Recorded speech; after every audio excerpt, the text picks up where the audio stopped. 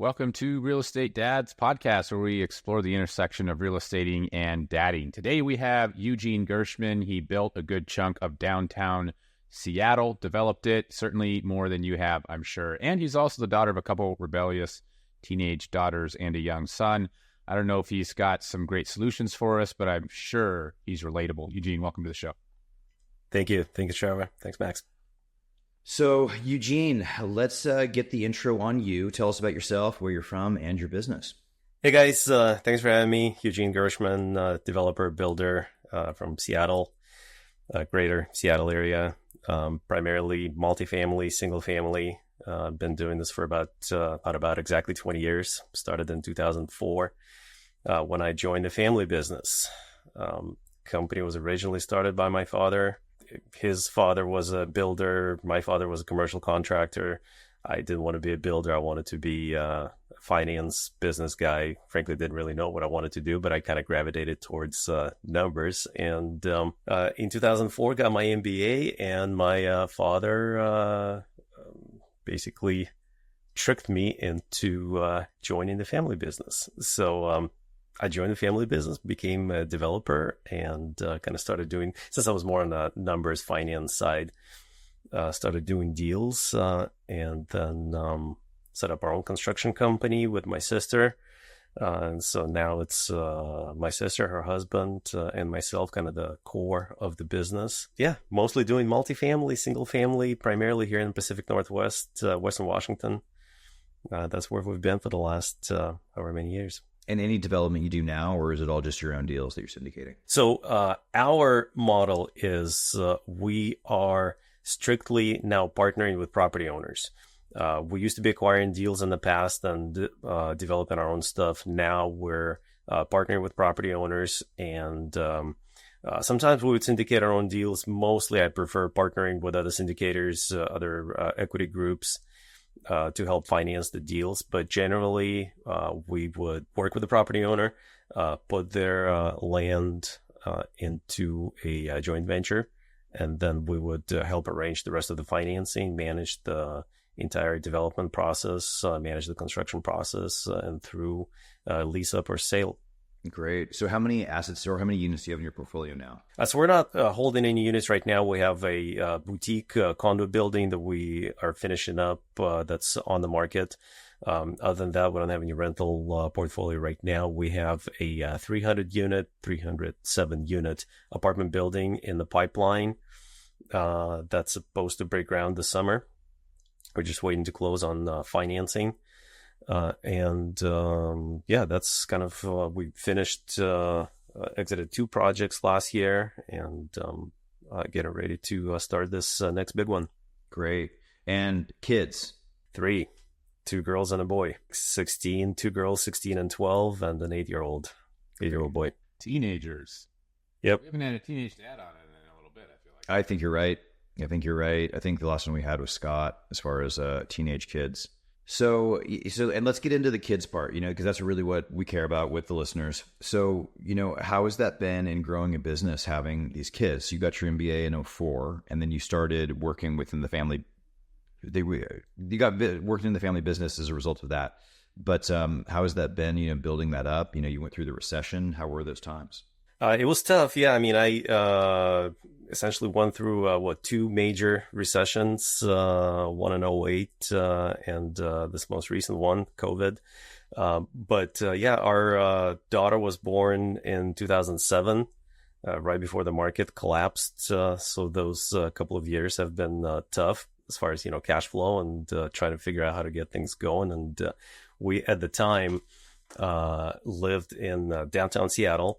Right as she was born, we moved downtown. We had this condo that we bought. It was a pre-sale, so we bought it way before the recession started. So we moved in 2008, and the market collapsed, and we're there with a baby, and everybody's like, "What are you guys doing, moving into the city with a baby?"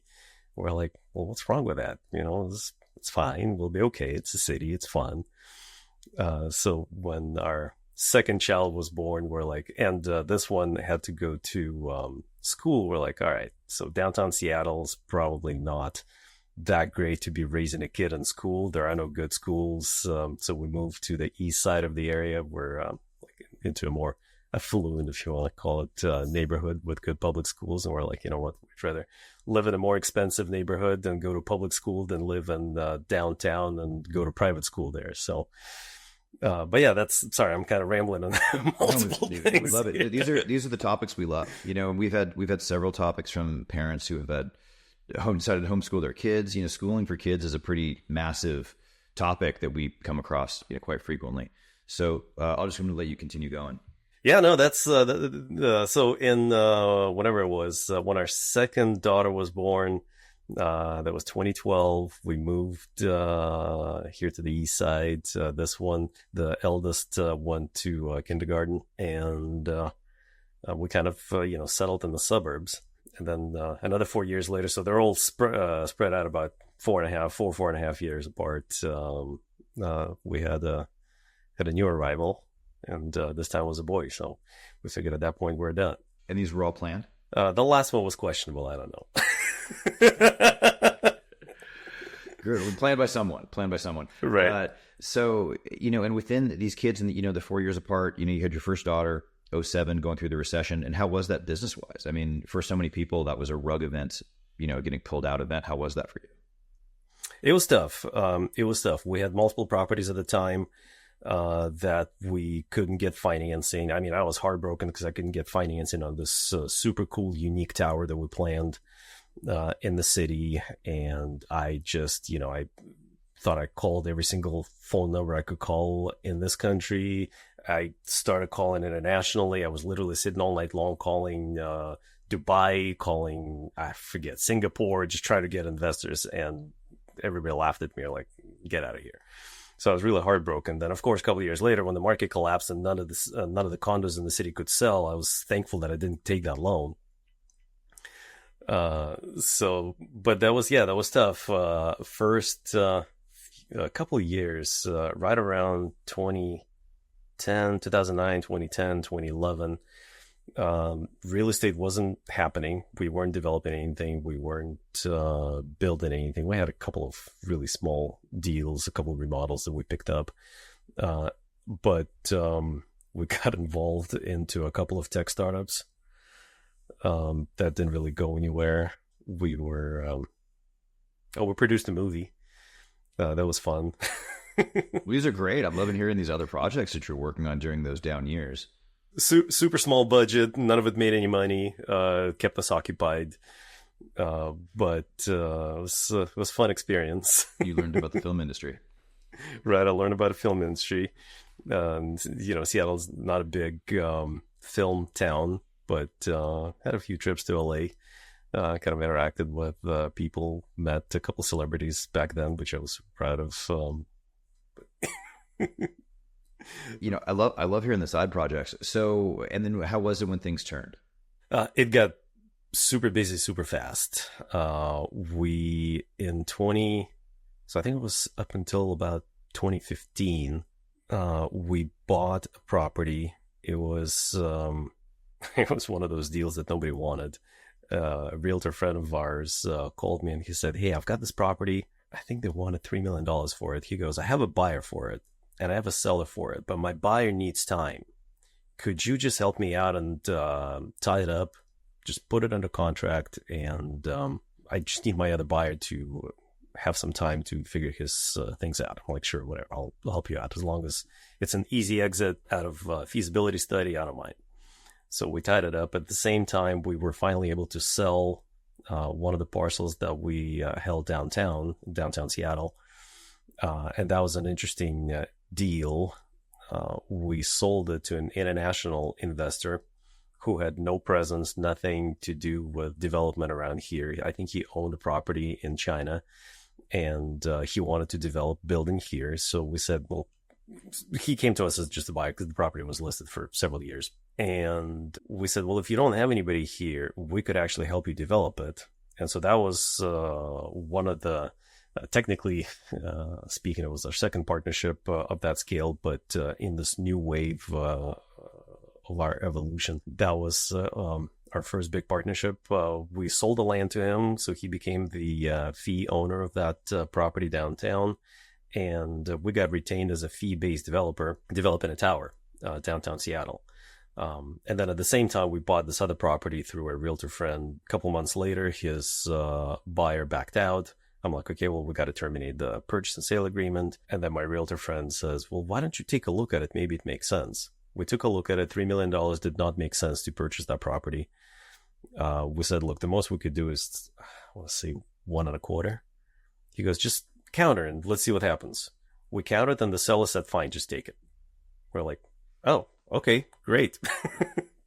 So, but it was a rough deal. That property, we were super proud of it, that we were able to get it to work. It was fairly large parcel for that area, because everything was built up there. I want to say it was about an acre or so. And but the problem was there was a steep slope, there was a creek running through it, and the city required a 100-foot buffer from the creek, another 25-foot setback from the buffer, and that would leave us like a tiny little parcel where we could actually develop anything. So we met with the city, we met with our environmental consultant, and we said, well, what else can be done here? And environmental consultant suggested that we remediate the site, because it was pretty, we later found an encampment there, so it was pretty well protected. Even though it's in the middle of the city, it was well protected by trees and greenery there. And somebody settled there and lived there. It appeared to be full time. So it was pretty polluted. There was a lot of blackberry bushes. There was a lot of just garbage there. So we proposed to the city to clean that up, remove all the blackberries, plant native plants, and in exchange for a reduction of that setback. And the city said, okay. So we're able to build 12 townhomes on that site. That was pretty cool. We're really proud of it. Nobody thought that anything could be done there. The reason a lot of other buyers passed on that land was because of the setbacks. There wasn't a whole lot you could do. Parking requirement was pretty tough. For residential, it was 1-to-1 bedroom. So like a 2-bedroom, was it 1-to-1? I forget, frankly. But an apartment building couldn't pencil, an office building couldn't pencil because of the parking. Townhouses worked. And so that's what we got done there. We actually set them up as condominiums. The city didn't want to allow us to plat them, make them fee simple.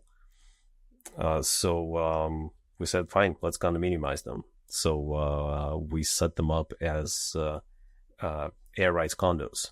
So it's a condo that owns a little bit of the dirt underneath, a little bit of the air above, and it's like these vertical subdivisions. And that was pretty cool, successful project. All the while we were trying to develop the tower downtown. And what year was this project? We started in 2015, finished it in about 2018. Okay, great. So this was your, kind of your first big project after the recession. Is that right? Correct? And then you continued to do other projects up until kind of 2020 was when things kind of pulled back a bit. Is that what you said earlier? Well, no. In 2020, we actually started 2 new projects that are now done. So right now we're between projects, getting ready to start this new big apartment. But yeah, it was fairly busy up until about 2008. Then we had a couple year lull with a bunch of side projects. And then in about 2012, 2014, that's when we started doing these other things and going back into real estate and construction. 2014 is when we set up our official GC entity, residential GC, and started building our jobs ourselves. So how are your daughters involved in your development business at all, Eugene? You kind of show them the ropes, they go out with you to sites, or they have any interest in it? So my teenager told me recently, we were talking about business and family business, and she goes, I would never want to be in family business. Every family dinner is going to turn into a business meeting. Like, man, that's what it's all about. You live your business. So that was my first biggest disappointment. But we'll see. She seems to be interested in psychology, and we're college shopping right now. She's mostly traveling with my wife to look at colleges, trying to figure out what to do. My middle one is probably the most likely to stay with family business. She's the type that doesn't like to do anything, but loves telling people what needs to be done. So she's the classic manager leader. I feel like she has the most potential there. We had recently, we're promoting our condos, and she volunteers. She comes up to me. She's like, hey, 12 years old. She goes, I've noticed you posted a bunch of videos on social media. She's like, do you mind if I edit them? I'm like, sure, be my guest. So she edits, gives me a couple clips. I'm like, these are actually pretty good. So we posted them.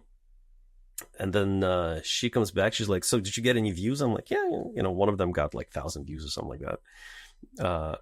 And she goes, look, I could be producing those videos for you, but I need to be paid. I'm like, okay, fine. What do you want? She goes, I don't know. How about $20? I'm like, all right, let's do $20 a week, but I need 7 reels. So I could, post 1 a day. She goes, deal. So there's that entrepreneurial spirit, right? And there actually, a lot of them were pretty cool. She's using, I don't know, CapCut templates and whatnot. But they were pretty cool reels. She then comes back and, cause I had comments on a few of them. I'm like, you got to change this, got to change that. She's like, oh, well, those require premium or whatever, pro subscription. I'm like, well, that's fine. Let's get you a pro. She's like, no. That's not what I meant. I meant I need a little bit more time. Like, explain. She goes, look, CapCut allows you to use pro without having the subscription, but they wouldn't let you export the video. I'm like, okay. She goes, but if you do screen record, then you could play it, screen record, and then you could post it. I'm like, I love this. So yeah, so not only is she negotiating with you, but she's figuring out how to cost save in the production of these videos. And Eugene, where are you from originally? Russia. When did you come to the U.S.? 96. Okay, so 96, and how, I don't know how old you were. So your parents came over, they brought you with them. Is this correct? Mm-hmm. And how old were you then? Yeah, I was 17. I finished high school back in Moscow. Okay. And then came here, went to college. Okay, great. Did you speak English when you came here? I did a little bit, yeah. I could understand, I could speak pretty fluently. I could understand pretty much all the written text. It was really hard for me to understand verbal, just accent and slang and all that. So that took me a little bit to get used to. But yeah, I mean, I learned English since I was 8 years old, second grade. Yeah, I went to college here. My sister went to middle school at the time, not high school. And after college, I took a job at an investment firm here in Seattle area. Got bored there, went back to get my MBA, and that's when my dad said, okay, enough of that crap. I need some help here, so come join the business. Great. So just asking, in regards to coming to the U.S., and, you in 96, you had some English skills, and you're running a business here in the U.S., how are those business operations different in the U.S. versus Russia? And, and I don't view I still view Russia not as communistic, but as more, they are capitalistic. They definitely have people who are making money in that location. So how are those business practices different between the two locations? Well, I guess I never worked there when I started working here, so it's not a fair comparison. But you can't just easily come into City Hall, bribe an official to get your permit. You have to actually work for it, and you have to design it, and you have to address their concerns. Those that's probably the major difference. But no, I've spent some time after I joined the family business and we started doing some projects here. And obviously during the recession, 08, 09, was spending a lot of time back in Russia because things were still moving there. And we had a few projects there. So I've been helping out. So work there, spent a lot of nights being on the phone with those guys there while I'm here. Traveled quite a bit. There was time right around that recession. I'm trying to remember 2008, 9, 10. During that spread, we had one child and we had 2 kids where I would be traveling there at least 4 times a year. Spend minimum 3 to 4 weeks. And I still had some things going on here. So when I'm there, I'm on the phone Zoom wasn't a thing back then. It was mostly about Skype. We set up our own IP line that would allow us to communicate back and forth. Sorry, what was the question? Oh, the business differences. I'm interested in all these things. So please just keep going. Yep. So what I would do is when I'm here, I would sleep in the morning, get up at like, I don't know, 10, 11 o'clock, check my emails, that I would schedule all of my meetings, whatever work I would have to do here in the afternoon, wrap up around 6 p.m., have dinner with the family, watch a show with my wife, then everybody would go to bed.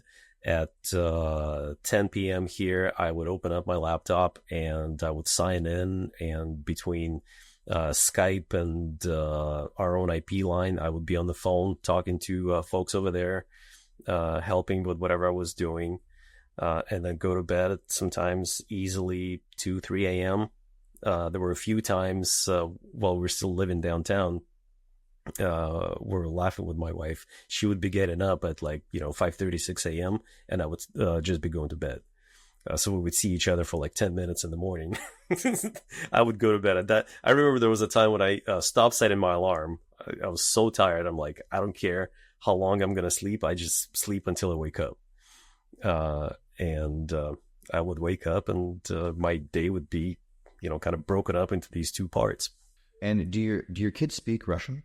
They do, yeah. The older two are more fluent. The youngest, he exclusively spoke Russian up until kindergarten, and then he went to kindergarten, and within about a year, he started losing it.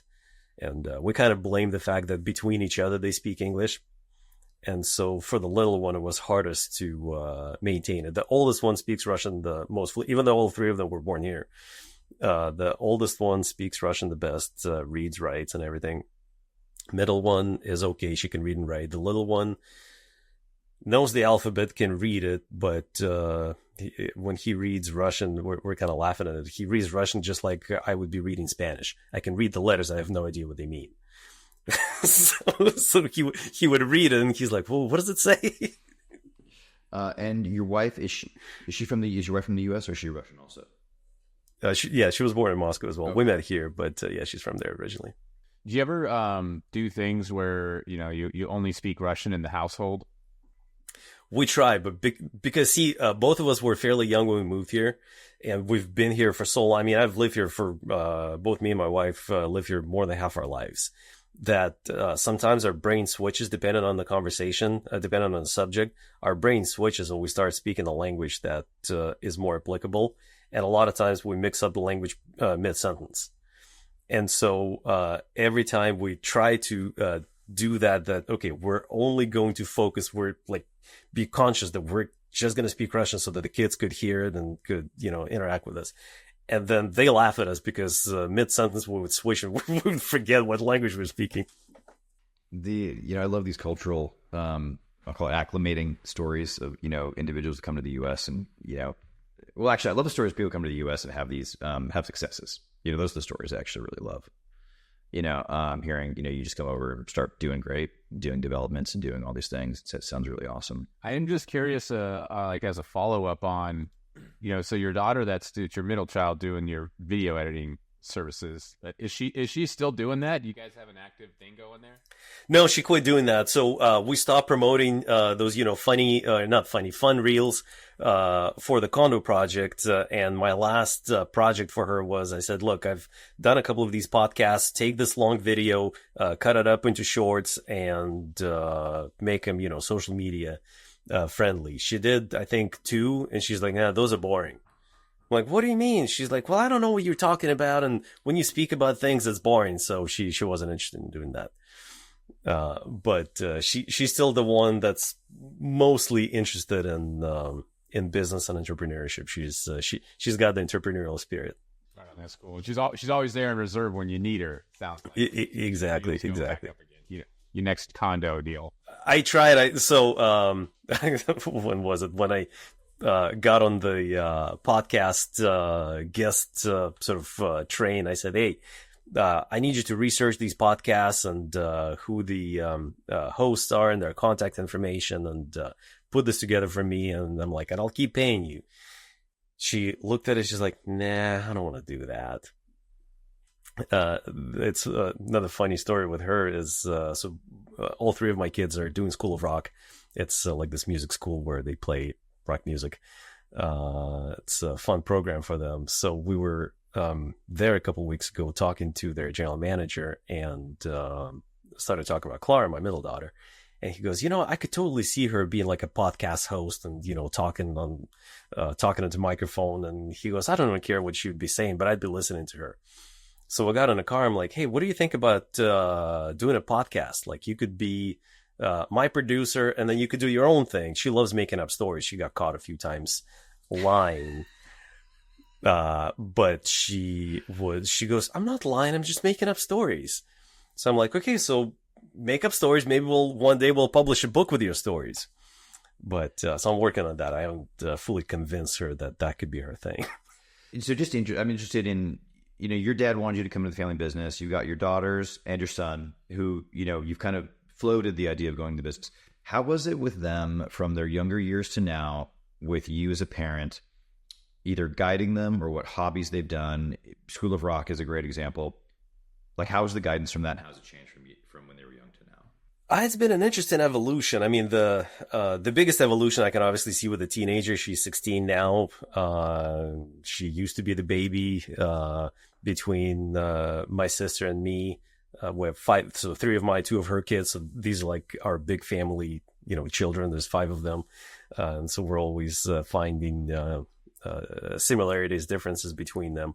I think with her, she, from the young age, she was super into music. She didn't really care much about what we do. The change started happening. So my wife been working from home for many years. Before COVID, she's doing market research for a large international firm. And so her company doesn't have a big presence in Seattle, so she's been working from home. Then COVID hit, we were all home, and that, I think, was their first introduction to actually seeing what we do.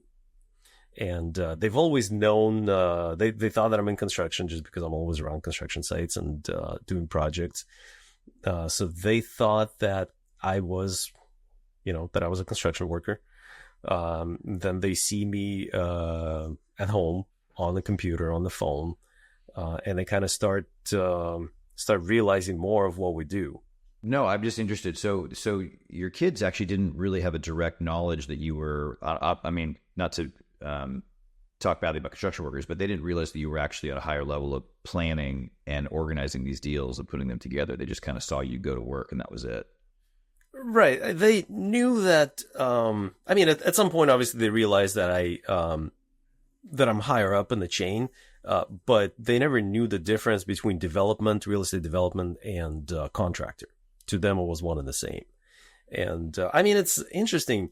We've been doing a lot of research on social media recently and promotion, and what we could do to find more partnerships with property owners. And I came to realize that a lot of people really don't know the difference unless you're in the industry. To them, a builder, developer, contractor, it's all kind of the same. It's all a blur.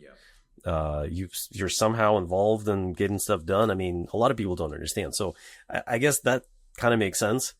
But so the evolution of kids' perception of what we do, I think COVID kind of helped open it up a little bit.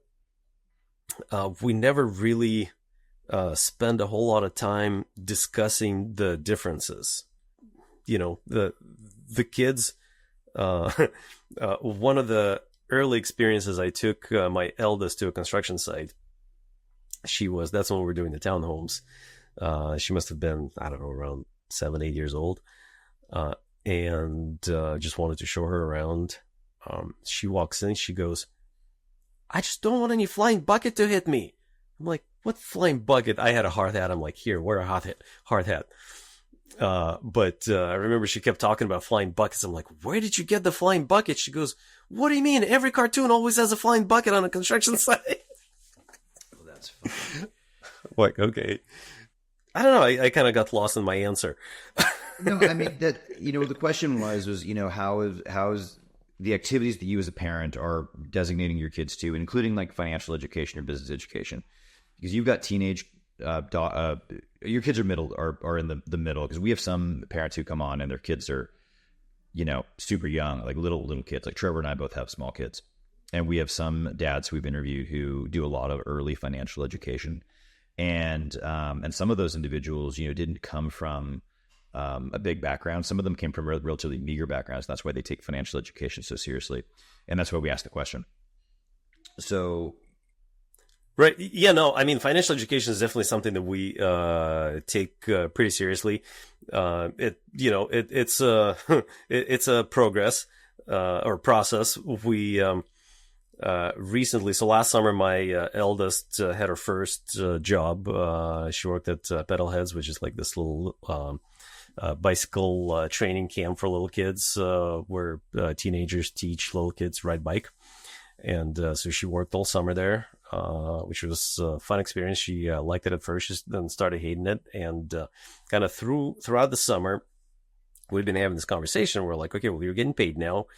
She's had her bank account for some time now. And we said, let's talk about savings. We're like, you obviously make your money, you can spend it, that's fine. But the longer you put some money aside throughout your career, throughout your life, the more you will have at the end. The money will compound. And so that was flying in one ear, coming in one ear, flying the other. Didn't make any difference. Then finally I said, all right, let's do this. Let's open an investment account. I'm like, forget the savings account. Savings accounts don't do anything. Let's get you an investment account, buy some stocks. She was really resisting. She's like, I don't want to deal with it. I don't want to figure it out. It's too much work. Then one of our friends, my brother-in-law's cousin, he's an investment advisor. We're like, all right, look, why don't you talk to Uncle Colin about investing into stocks, investing into different things, funds. Maybe I'm thinking just buy an ETF, buy something simple, but just to have that experience. Like, let's get you, I don't know, like a Robinhood account, just so that you could try it out. That didn't work. My latest one, recently she came to me. She's like, okay, let's do this. Why don't you open an account for me? Show me how it works, and then I'll play with it. I'm like, well, look, if I just do it for you, you're not going to be vested. If you want, let's sit down together. I can show you, but we got to do it together. That was the last conversation we had about this. So that's probably been the biggest challenge. The middle one, on the other hand, she was mostly interested. She came to us about 6 months ago before we started paying her. And she said, look, I want a bank account. And so we set her up with a bank account. She's got her own account. She's got a card, debit card. It was one of those, kids accounts, so we can see what she's doing. And the first biggest thing that I've noticed is she's in middle school. Every other day, there's a charge for like $1.50, $3, $2.50, $3, $1.50, like every single day. So I asked her, and the $20 that we'd pay her would disappear pretty quickly. I'm like, what are you buying? What is that $1.50 charge? She goes, oh, it's a vending machine. I'm like, so what are you buying? She goes, oh, chips and cookies and whatever. I'm like, listen, do you know how much bag of chips is from Costco? She goes, no. I'm like, why don't you come shopping with us? So now what? Bulk purchase. Right. So I'm like, just get a big bag of chips if you want. First of all, that's bad food. But that's a different conversation. And put them in a Ziploc bag. That's going to be plenty for you. And don't drink stupid sugary soda. Drink some water. So that's interesting. You had a double whammy on this one. You were able to both tell her not to eat and drink junk food, and also assist her with finding out what pricing really is for these items. Right. But I figured, I was like, look, you can buy a big bag for $5. Oh, I mean, there's another story with her, with the middle one. So last summer, her and a couple of friends, they decided that they need to make some money. And so they're going to set up, we have a trail, next to our house. They decided that they're going to set up a little, stand there and, sell, sodas and, snacks. So, she came to us with that idea. I'm like, sure, whatever, if that's what you want to do, that's fine. And then the next day or a couple of days later, she tells me, so, cause I never saw them, actually do it. So she comes back to me. She goes, so we set up this, stand and we've been selling a bunch of, sodas and snacks. And I'm like, oh, really? That's cool. I'm like, where'd you get the sodas? She goes, oh, in the pantry. I'm like, okay, so you've been selling stolen sodas. She's like, no, I didn't steal it. I'm like, well, did you buy it? She goes, no, I took it from the pantry. Like, so you stole sodas from the pantry, sold them on the trail to people, and made some money. Like, are you going to pay back for the sodas? She goes, no, why? I took them from the pantry. There's no recognition that you paid for them. Right? No, I'm like, do you know they cost money? She's like, well, what do you mean? They're in the pantry. Are they for everybody to take? That would be the view. I guess that was the rule up to that point. Right? I mean, I'm digging the entrepreneurial spirit, really. There's some rules to be learned, but, I'm digging this costs less so I can make money here, even though she's putting the cost of the cost of goods on you. So in regards to, Trevor and I were talking about these questions yesterday. What's been the most difficult thing you've had to go through as a parent? I mean, a few things. The hardest one is trying to get them to be honest. That's been a recurring theme, especially with the youngest too. Somehow our eldest is either she hasn't been caught or she's really pretty straightforward. But the middle one is probably the most is the one that would challenge rules and challenge the principles the most. The youngest one is learning from her. But honesty, that's been the biggest thing. And sometimes it's usually little things, but they escalate. Like just the other day, we had this huge fight with her, in the morning, right before going to school. She was asked to do something, and, she was asked to clean up the room because her room was a mess. She had about 20 minutes before she needed to go to school. So my wife said, go to your room, pick up your things, and then get in the car. A few minutes later, my wife walks up into her room, and she's on her phone. And so simple, request, why are you on your phone? You don't have time. You're supposed to clean up. Turn into this huge fight because she's like, you never trust me. You always think that I'm lying. You don't understand what I'm doing here. And she goes, I just got a text message. And as I was responding, you walked in. And my wife's like, it's been 20 minutes. One text message doesn't take 20 minutes to respond to. And your room still looks the same. So what are we talking about? And she's just bawling and she's yelling and she's like, you guys don't understand. You never believe me. You never trust me. And we have screen time. So I overheard a conversation. I look at the screen time and it shows on, on an iPhone, it shows how much time she spent. And in the hour that she's been awake that morning, she already spent like 20 minutes on a device between different apps. And so that evening, after dinner, we're like, all right, let's look at this. And she keeps going. She calmed down by then. She keeps going to that same routine. You guys don't believe me. And we're like, look, you want proof? Here's proof. Here's how much time you spent on a device. That's a hard one. You guys don't believe me. And then your response is, you're right. And we have evidence. Right? Yeah. And that's the thing. I'm like, look, you lie a couple times and then you never know. I never know when you're telling me the truth. So yes, I need proof. And this is proof. That's why I don't believe you. So that's been probably the hardest one to get over, because I do want to trust her. I do want to believe her. But when it happens a few times, it's like, look, I mean, I don't know what to do. It got impressive with her. So with the screen time, she keeps cracking the password. And the first couple of times it was kind of a fun challenge for me, because the first time she cracked the screen time password, her and her sister were talking about it. And so it turns out she just guessed it. She's been guessing it, trying different combinations until she found the right one. She's telling her sister, she's like, they use some stupid combination of numbers. Who would think of that? And she tells her sister, and her sister goes, that's his birthday, you dumbass. That's when the game started. She's like, oh. So then I changed the password. And you still use passwords that are like that. All my passwords are, directed from some encrypted key. So, I don't even know what they are unless I actually. Well, these are is this like a 4-number pin? It's a 4-digit pin. It's not meant to be super secure, right? There's 10,000 combinations. So. Right. Maybe she's got that kind of time though. I don't know. Apparently, because then I'm like, all right, well, let's see how long it's going to take her to crack the next one. This is totally why I just think that social media should be banned for anyone under age 18. I really do. I think it's just marketing to kids. That's all I see. Yeah, most of it is, yeah. We've had numerous arguments. Well, how come I can't have TikTok? Well, maybe I could have a little bit of TikTok. Finally, she got caught posting some stupid story on TikTok. A bunch of girls got upset. Nothing, bad, but a bunch of girls got upset. Her friends stopped talking to her. Were like, look, just quit it. Just delete TikTok.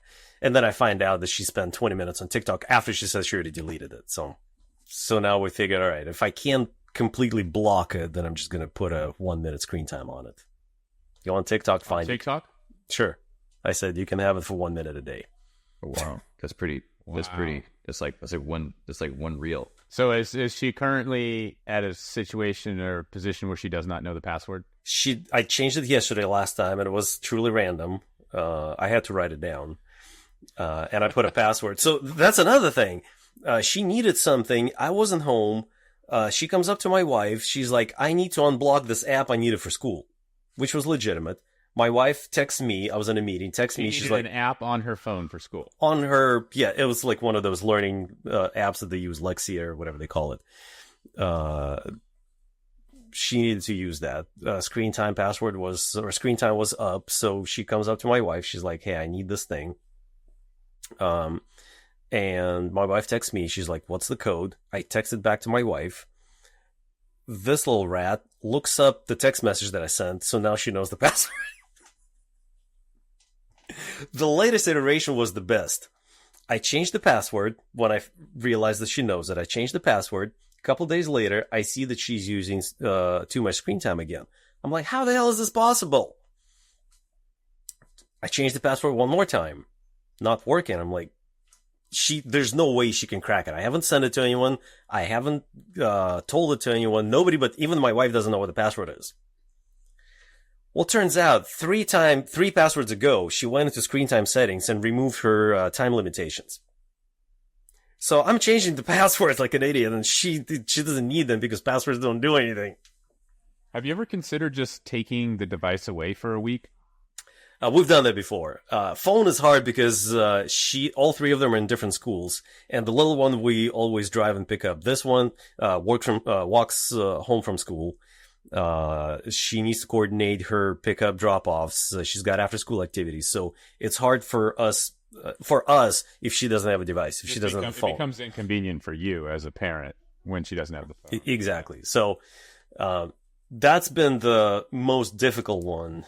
We have blocked all apps at one point, except for the actual phone functionality.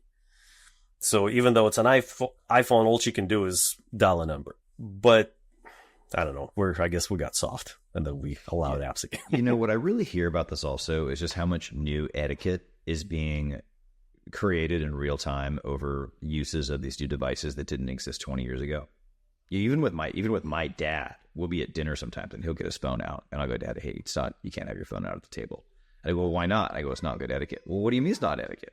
Hey, and it's like, well, we just don't do it because it's rude. He goes, well, what do you mean it's rude? I'm like, well, we're sitting here together and you're looking at your phone. And then he goes, oh, I see your point. And then he puts it away. But it's almost one of these situations where a phone, trust with parents over what content is being consumed, what issues are happening with other people due to social media content posting, which is something that I think people that are my age learned probably, unfortunately, on MySpace. I mean, literally, I mean, it was this time back then where it was like, hey, you first realize what was, what was appropriate etiquette, and those things are still changing, we're realizing, right. that, still. And I guess I'm not surprised that your middle daughter is good at content creation either. It sounds like she's got, right. That edge for, as you put it, storytelling and a little bit of the flamboyant, it sounds like. Exactly. Yeah, no, all three of them are pretty creative, in a good way, and sometimes, sometimes in a bad way. But phone etiquette, I mean, it's my dad's the same way. His phone rings, he has to pick it up. Doesn't matter if he's in a meeting, doesn't matter if he's at a dinner table. If his phone rings, he picks it up. When he calls me, and sometimes it's work related, he calls me, and if I'm in a meeting, I let it go. And then he gets annoyed. He's like, why didn't you pick up the phone when I called you? I'm like, dude, I was in a meeting. Like, I can't just stop a meeting and pick up the phone. If it's an emergency, text me or something, call me twice. I'll pick up second time. So, and what's this app blocker that you use? Ad blocker? You said you have a blocker on. It's just a screen time. It's just like an iPhone. It's just on the iPhone. So yeah, it's just an Apple built-in thing. The other thing that I like hearing about the story is just your engagement. I mean, because there's some parents who are not paying attention to what their kids are consuming. They're not paying attention to what apps their kids are on. They're not paying attention to any of these things. So for you, I actually really like hearing that you're, actively paying attention to these things. It might be frustrating, but it's, but I just like going, Eugene's on top of this, because our kids need, some protection from some of the dangers of the electronic devices. Right. Well, we're also trying to give them a little bit of freedom, or maybe the illusion of freedom. Because there's another example. A friend of hers, her mom literally has I don't know how they're doing it, but she sees all of the text messages and the kids sending. Mm-hmm. And to us, my wife and I talked about it. We're like, I don't want to know. Like, honestly, it seems wrong to me.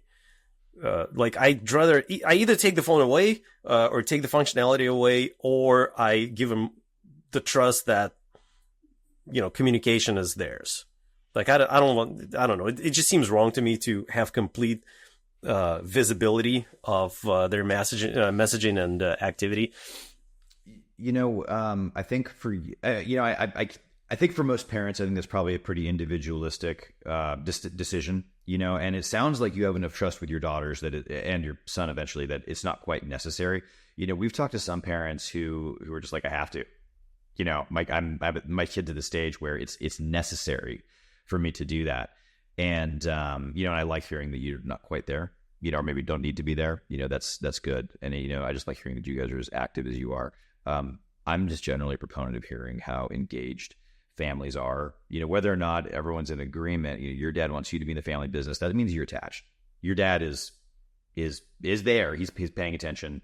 You are doing the same for your kids, and and you're not out to lunch, and your kids are out doing something you're not aware of. So those are things I like hearing. Yeah, I like giving them a little bit of freedom and kind of a little bit of taste, even if it's something not good or appropriate. I'd rather them experience it at home than just going wild with a friend later on. Going to college and getting wasted with friends because they've never tried alcohol. I don't mind if they take a sip of wine at home to get accustomed to it. And kind of same thing with the device. They're going to be at a friend's house and doing all kinds of crazy things because the parents don't care. So I'd rather put a limit on it and know that they're safe at home. I don't know. That's kind of my approach. What you're also really kind of recognizing is that safe at home also requires education for when they leave the home. Right. You don't want them to have that first education with alcohol where you're not able to give them guidance or to people talk about education, that's education, still education. You're with them so they can have an experience where mom and dad are around and not going to end up having some situation where they're around a lot of other immature kids doing things that are, not good. So, and that's something that I saw a lot of that when I was young, where kids got to college and time to go crazy, and because they had been so sheltered at a younger age. I think that's, Trevor, do you have any comments on that? I mean, I agree with that. It's that balance between sheltering them and letting them see how the world is, because like at some point they got to come into contact with it. And the less of it they get to see when they're growing up, the less prepared they'll be for it when they inevitably have to encounter it. It's kind of been my ethos on the whole parenting thing, but I also don't have a teenage girl, so Yet sounds challenging. Trevor. Yeah. Trevor's the dad of 2, Eugene, just on a side note. I'm sorry, dad of 2 girls, yeah. Yeah, just wait until they're teenagers. Was there a big shift when they turned to teenagers for you? Was there like any kind of relational difference from when they were kind of preteen into teenager? Oh, for sure. In fact, we were just talking about it with my wife the other day, that she was always sort of my favorite. She was, we used to be pretty close before, and now she's definitely gravitating to her mom, and she doesn't talk to me as much. She doesn't discuss anything with me for that matter, unless she needs a ride or money or something very specific. So it's definitely been a big shift. And I'm sorry, this is the middle one or the older one? That's the older one. The older one. Yeah, we just recently had a huge fight with her about something. I forget what it was, but she like screamed at me and she was super angry. And I'm like, what did I say? I guess I said some, what was the context? It escapes me now. There's so much learning about how to handle emotions that I think we're all going through over the course of our entire lives. Where, if you're little kids, it's very, very clear when a kid's having a toddler is having some kind of a meltdown because they're not able to regulate their emotions. But the reality is that's all of us through the course of our lives. We just get better at dealing with it.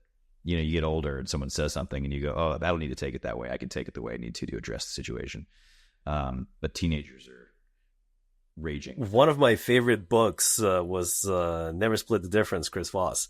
I listened to it 3 times, and he's talking about hostage negotiations. I'm negotiating with my children literally every day, and it's funny how a lot of the tricks that he was talking about, they're applicable. They work. I don't know. I'm probably not that good at it, but sometimes they do work. To write that one down. Never split. I've heard of it a lot, but that's a parenting tool, huh? Probably one of the best negotiations books out there. You know which book I still love the most for negotiation is Men Are From Mars, Women Are From Venus. And I don't know if have you ever read that, Eugene? No, I haven't. It's old, but the premise of the book is that when you're dealing, they break it down to dealing with someone of the opposite sex, but it goes, if you think that and it's that men are from one planet, women are from another, and on the other planet they do things differently. So you're not supposed to make the assumption that you know how they do things on their planet, and that's how you get into arguments. But the reality is that kind of applies to any relationship you're having with anyone. The idea that you have the answer and that they do not. Makes someone not willing to really listen or understand what the other person is going through. And that's been the biggest thing for me on a negotiation standpoint of trying to really understand where other people are coming from. The Never Split the Difference, I thought his tactics were interesting because he was a hostage negotiator. So it was a very, and sometimes hostile negotiating. Like it wasn't like a, hey, let's have a conversation, let's talk through it. It was a very, you're going to do this, kind of a, interaction between the two. So I thought that to be a little bit fascinating. That might be one I need to pick back up and read again. Yeah, no, absolutely. And I mean, his classic trick of mirroring, it's applicable in everyday conversation negotiations, especially dealing with kids, especially when they're emotional and crying, that mirroring helps. And then when they demand something from you, his classic, well, how am I supposed to do that? Or what am I supposed to do with that? And then it reverses the tables, and now they have to come up with a solution. And if there's no real solution, then they kind of help. It helps them understand that. So there's a few little tricks from there that I thought. Again, I try them all the time, but they don't always work. And these items very specifically you're mentioning regarding screen time, the middle daughter, but the older daughter, when you're going through these things, not so much. She's kind of gone through, she's looking to go to college, psychology is what she's interested in, but it seems like she kind of maybe missed some of this more dramatic teenage years. She was always a rule follower. She still is. And somehow, I mean, she's driving now, and it's funny, driving with her, she's always speed limits. She always super proper. She's always been we'll laugh at her because she was like the little police officer with the other kids, always policing them around, telling them what they need to do, what the rules are. She was always a rule follower. So it never really was an issue with her. When we first gave her a cell phone, she was in, I think, first grade. She was taking a school bus. In kindergarten, kindergarten and first grade, we had a little pager tracker. Because we're like, she gets on the bus. We don't know if she gets off the bus at the wrong stop. Like, we need to be able to find her. So we bought her a little tracker that she had in her backpack. And first or second grade, we're like, look, we're paying like $40 a month for that stupid tracker. We have an old iPhone lying around that has, Find Me. So let's just save money. We'll give her a phone, and at least we'll be able to find her. So that's when she first got a cell phone. And we had this whole page of rules that we wrote. Rule number 1 was the cell phone is still mine. You get to use it, but it's my phone. And if I need it back, I'll take it away from you. And you can't charge your phone at night in your room. I forget. There's like a whole list of you don't take inappropriate pictures. You don't, a bunch of things like that. And when the middle one got the phone, we found that list. We never had to use that list again because she would be a rule follower. The middle one got that list and immediately tossed it out the window. Like that didn't matter.